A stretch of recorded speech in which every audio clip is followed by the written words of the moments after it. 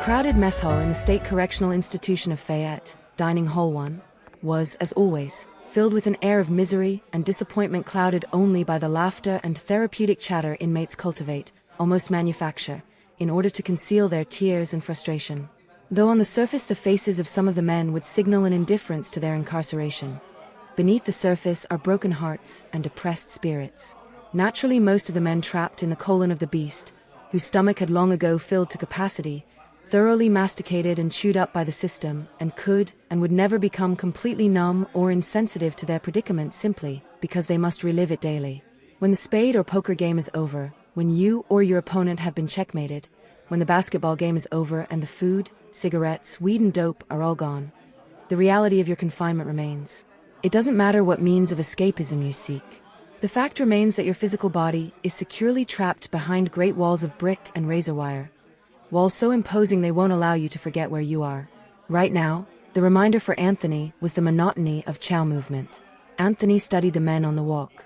Every inmate was wearing the same brown clothes, walking that same line like cattle or chattel on their way to receive their daily slop. Most had been shipped far away from society or their home region. Once inside the dining hall, the prisoner would be seated by fours on metal tables and stools eating off of half-clean trays and utensils.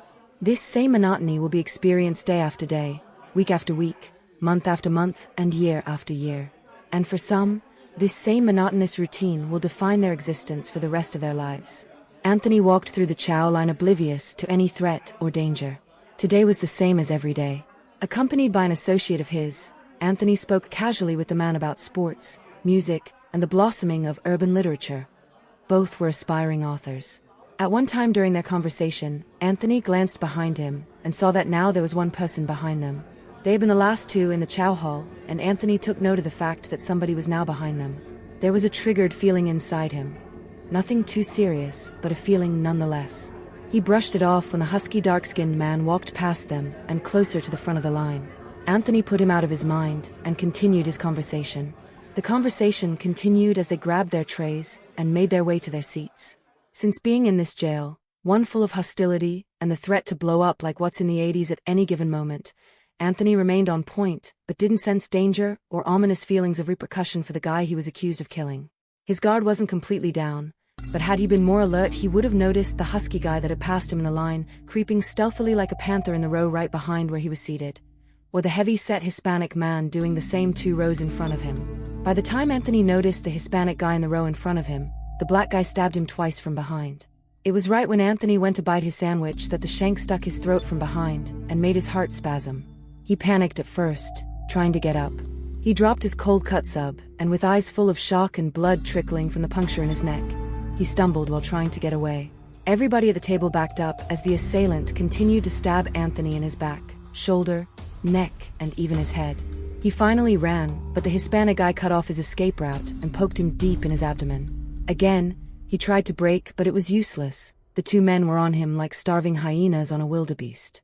23 stab wounds later, and the guards finally pulled the 2 men off of him. Anthony's blood-soaked body shook, shivered, and convulsed at first, then went limp. Hundreds of inmates watched in shock as Anthony lay bleeding to death. He remained conscious for a few seconds longer.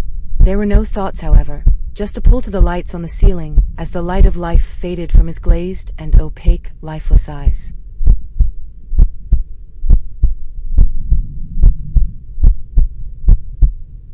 I think that my mother, like a lot of people, like a lot of them, like Fred Hampton, Mark Clark, Harriet Tubman, they felt like they were laying tracks for the generation to come.